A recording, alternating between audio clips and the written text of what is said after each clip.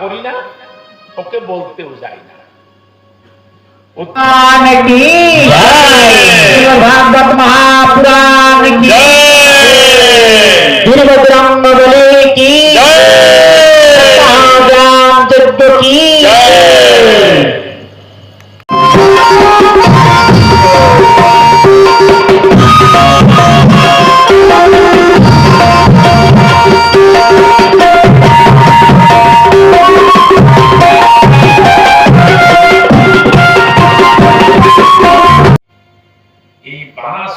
प्रथम प्रसन्न करते हुए कोई तुम्हारी प्रेम से शंकर भगवान की जय।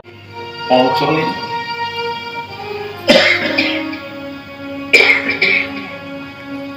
एक दिन घटना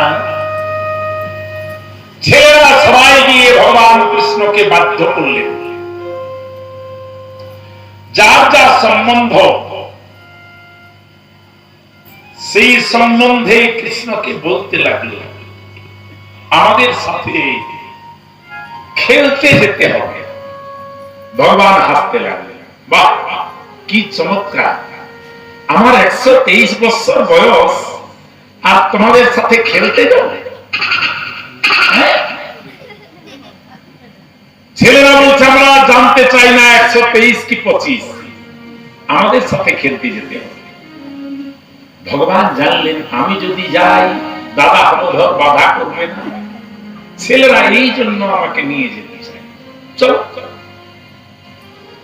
গেলেন। উপবনে পৌঁছলেন, ভগবান বললেন যুবকগণ তোমাদের যেমন খুশি তেমন খেলা করো, আমি এক জায়গায় নিশ্চিন্তে বসে আছি, ঘর যাওয়ার ইচ্ছা যখন হবে আমি নিয়ে যাব। ভালো, ছেলেরা খেলাধুলায় মত্ত হয়ে গেল। কিছুক্ষণ পর তৃষ্ণার্ত হয়ে জলাশয়ের খোঁজ করতে লাগলো। এক কূপের কাছে গিয়ে দেখছে মস্ত বড় একটা জন্তু পড়ে আছে। এর পরিচয়টা না পেয়ে কৃষ্ণের কাছে এলো, এসে কৃষ্ণকে নিয়ে গেল। ভগবান কৃষ্ণ যেই ওই জন্তুকে দেখেছেন সেই উত্তরীয়টা এইভাবে ধরে আর একদিকটাকে ফেলে দিলেন কূপে। জন্তু ওই উত্তরীয়ের সাহায্যে উপরে উঠেছে। ভগবান হাতে ধরে যেই তাকে তুলবে, করস্পর্শেন পাপরাসো সর্বে বিভৎসয়া জনা। ভগবান কৃষ্ণের করস্পর্শ পেতে তার পাপ রাশি ভস্ম হয়ে গেল, দিব্য রূপ প্রাপ্ত করল। আর প্রাপ্ত করে গোবিন্দের স্তব করতে লাগল। আজ বড় কৃপা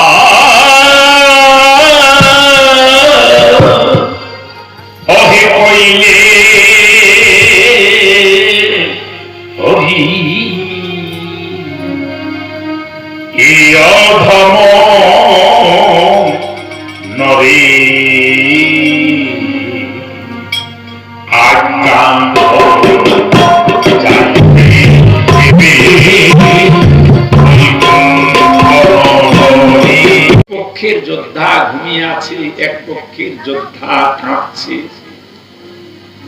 আশ্চর্য যুদ্ধ। নারদের আগমনে কৃষ্ণ এবং শিব দুইজনেই প্রকট হয়েছে। বলছেন নারদ আমাদের এই যুদ্ধ যুদ্ধের বার্তাটা অন্য কোথাও বলবে না, বড় নিন্দা হবে। তাহলে যুদ্ধ বন্ধ করে দেন, বন্ধ করে দেন। শিব বানাসুরকে নিয়ে ভগবান কৃষ্ণের কাছে পৌঁছলেন। মায়া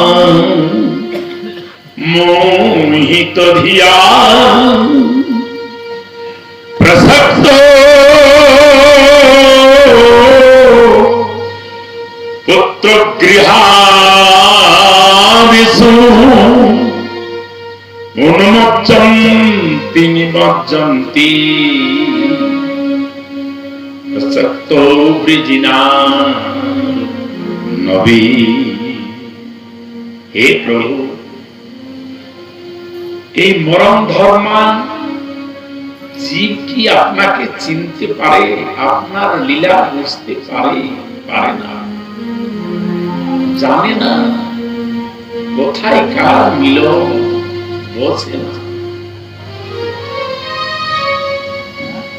আপনি ক্ষমা করে দেন প্রভু। আজ তোমার বানাসুর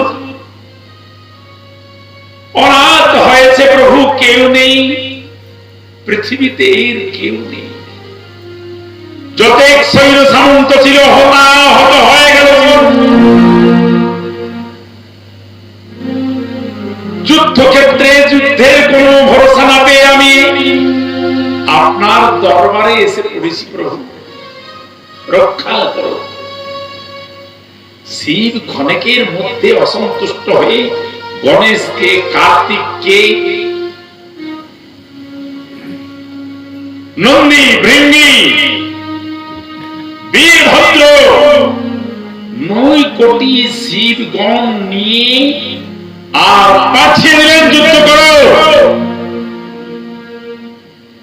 পৌঁছে গেছেন তারা, ঝাঁকে ঝাঁকে বাণ বর্ষণ, তুমুল যুদ্ধ। অবশেষে শিব না ভেবে না বুঝে গিয়ে একবার নিক্ষেপ করে দিয়েছে। শিব জয়।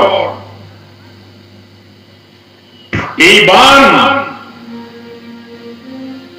যদুবংশী সৈনিকেরাকে সকলকে মুগ্ধ করে ফেলেছে। থরথর থরথর কাঁপতে লাগলো। কারুর হাতে অস্ত্র নেই, অস্ত্র সব পড়ে গেল।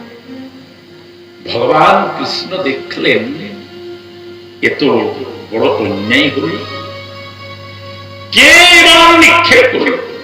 শিব ছাড়া এই বাণ কারোর কাছে নেই। তবে কি শিব এসে এই বাণ নিক্ষেপ করেছে? জানে না শিব যে আমি এসেছি এই যুদ্ধে?